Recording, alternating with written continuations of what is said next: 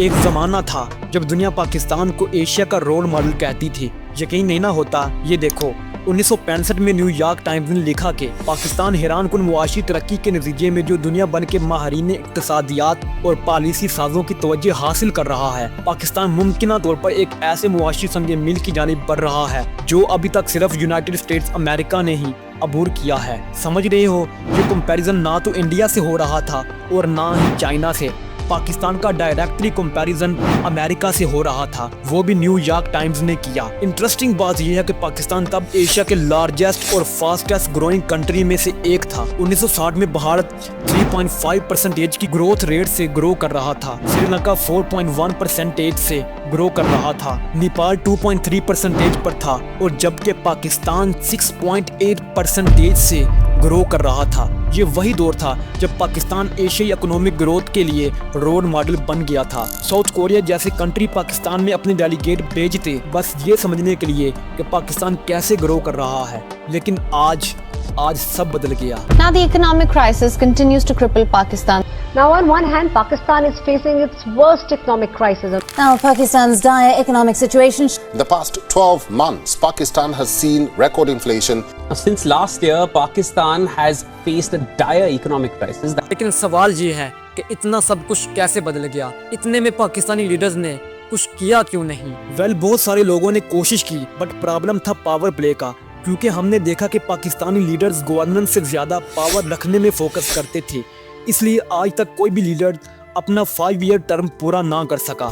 بار بار government بدلنے سے financially policies بھی بدلتی رہتی ہیں۔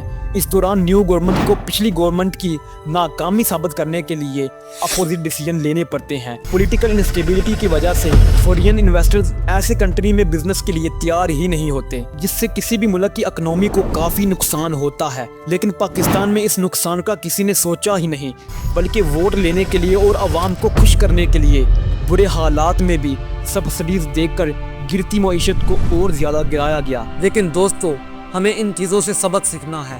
A country without stability and a business without any vision دونوں تباہ ہو جاتے ہیں۔ پاکستان میں جب ڈیموکریسی کو مارا گیا تب سٹیبلٹی چلی گئی، اور تب لانگ ٹرم گروتھ بھی امپوسیبل ہو گئی۔ جب لیڈرز انسٹیبل ہو تب بزنس بھی شارٹ تھنکنگ میں پھنس جاتا ہے۔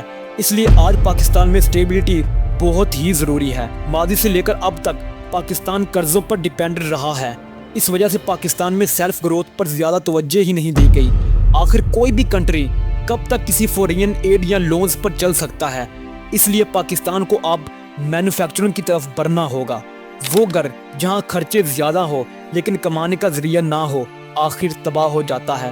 پاکستان میں بھی کچھ ایسا ہی ہوا، جہاں انکم سورسز کم ہونے کے باوجود زیادہ خرچ پر توجہ دی گئی۔ اسی وجہ سے ہمیں اب انکم سورسز پر زیادہ توجہ دینی ہے، تاکہ ہم اپنے خرچ کو کنٹرول کر کے اپنے کنٹری کو گرو کرنے کے لیے سورسز فائنڈ کر سکیں۔ آخر میں سب سے ضروری بات، پاکستان کی ترقی کے لیے عوام کو رسپانسیبل بننا ہوگا، عوام کو جاگنا ہوگا۔ کسی بھی ملک کی ترقی کے لیے اس میں رہنے والے لوگوں کا جاگنا بہت ضروری ہوتا ہے۔ کسی بھی کنٹری کی ترقی کے لیے عوام کو جاننا ہوگا کہ ہمارا سی ایم کیسا ہے، ہمارا پی ایم کیسا ہے، وہ صحیح فیصلہ لے رہا ہے یا نہیں، ہمارا کنٹری ترقی میں جا رہا ہے یا نہیں۔ ان سب چیزوں کا پتہ ہونا بہت ضروری ہے۔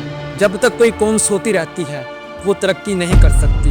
اس لیے پاکستان کی ترقی کے لیے اب میرا اور آپ کا جاگنا بہت ضروری ہے۔